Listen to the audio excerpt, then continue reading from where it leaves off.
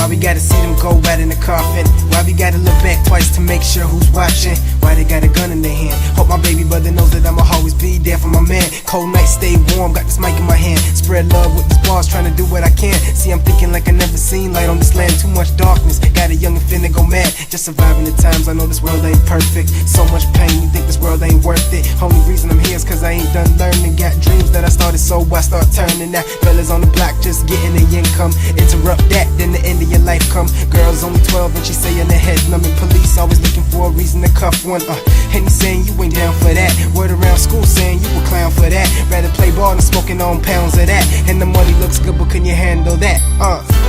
Come on, come on. That's just the way it is.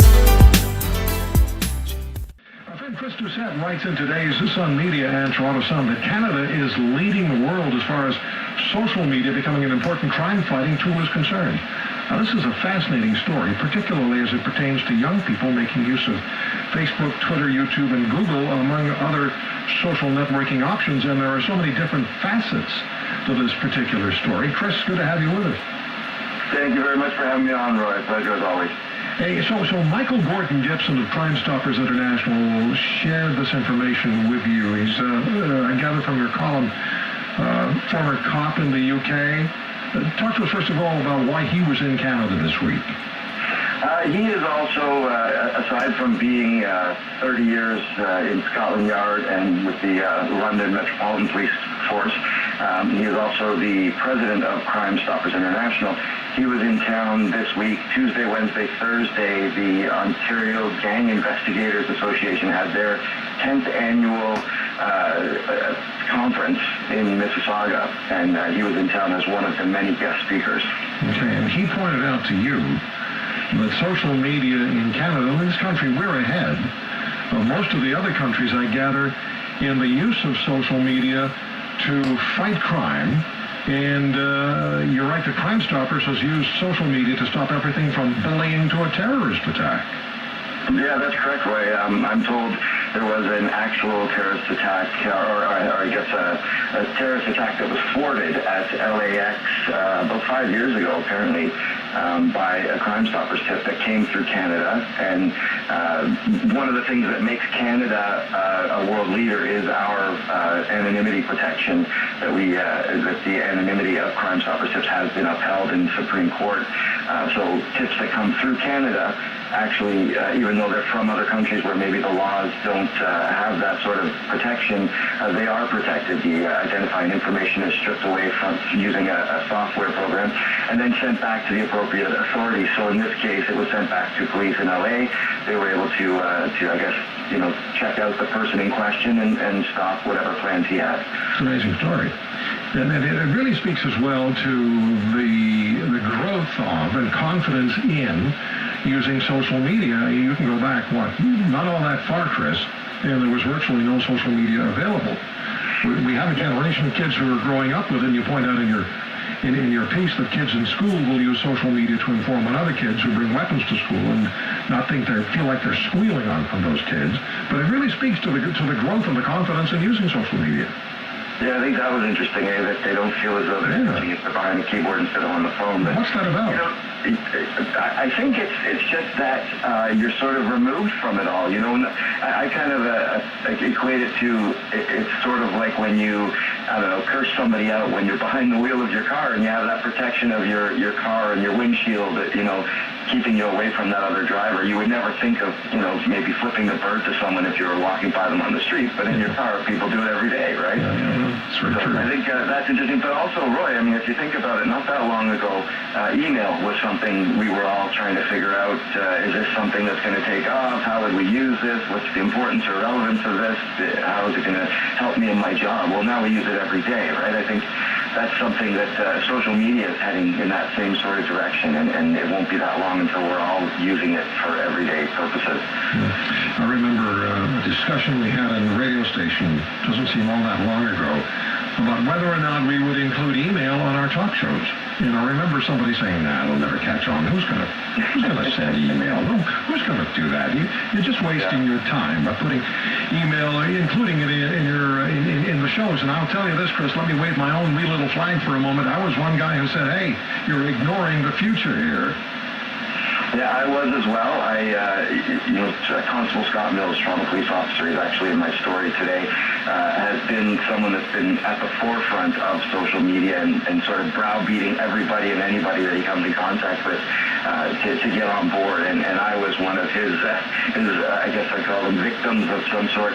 And, in the beginning I thought the same thing. What is the point of this? But, today, as an example, Roy, when I found out I was going to be on your show talking about this, I sent out one tweet to, I think, 3 people. And within those 3 people, they have almost 20,000 followers on their Twitter accounts. Wow. So within seconds, they retweet my message, and that first layer of people, there's 20,000 people that are quite likely to tune into your show today.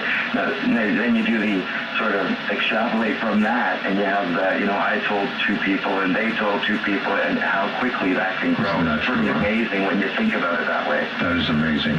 And Chris Doucette is the only person I know who has 20,000 friends anywhere in the world. It really is amazing. But what you also found out is that criminal gangs, have used social media for years, and some of them use social media to threaten from jail.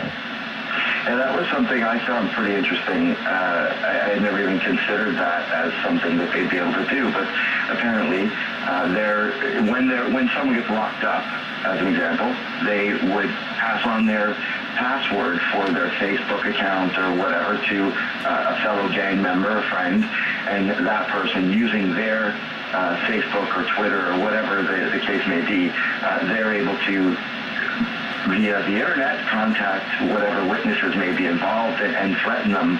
And it has quite an effect, I'm told, on the judicial system and witnesses, changing their mind, not coming forward. It's just yet another way that they're able to stop people from talking. Yeah, I talked to a medical expert in the UK. This goes back maybe 10 years. There was a study that they did on cyberbullying. Bullying used to stop at the schoolyard or, the front gate of your house or someplace on the street.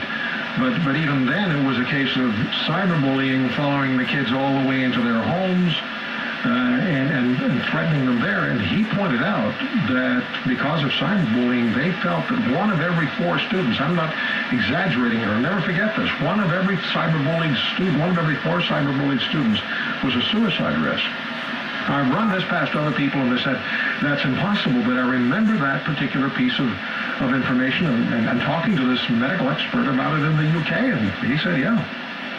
That doesn't surprise me. It's a powerful tool that can be used, for good and bad. And this story is about how police are figuring out all the different ways they can use it for good. But certainly there are, as well, many bad ways it's being used. Yeah, Michael Gordon Gibson told us how social media were used in the violence and the looting in the UK this past summer, as those who were involved in the violence were sending each other messages about where the police were.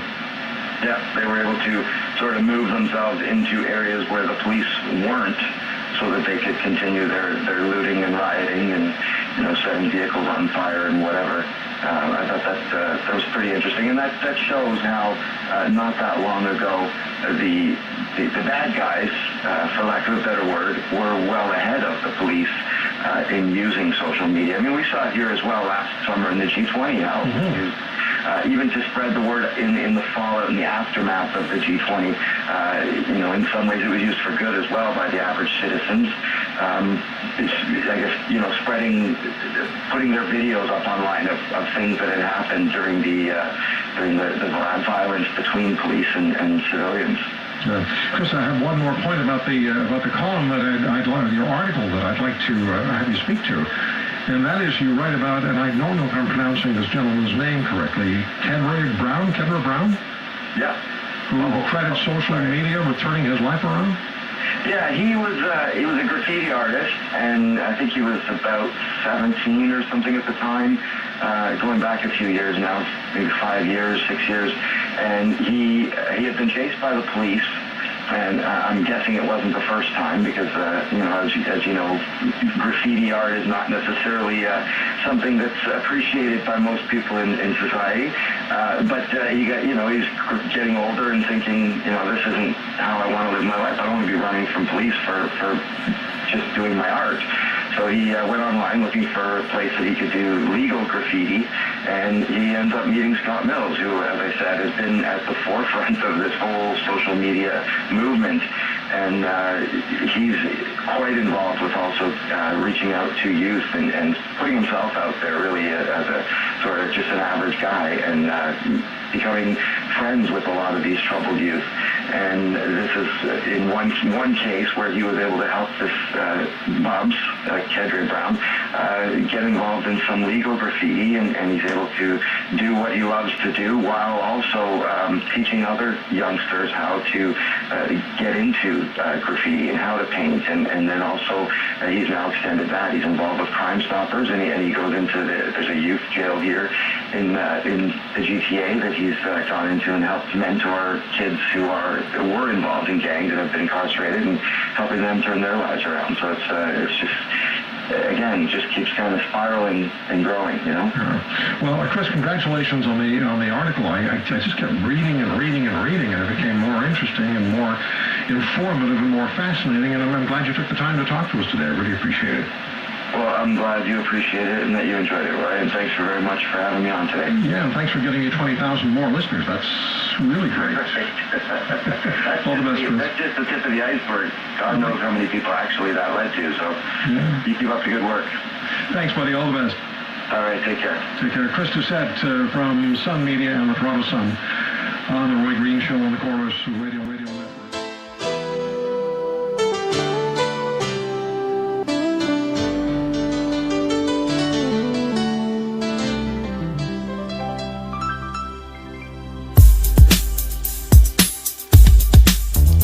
Why we gotta see them go right in the coffin?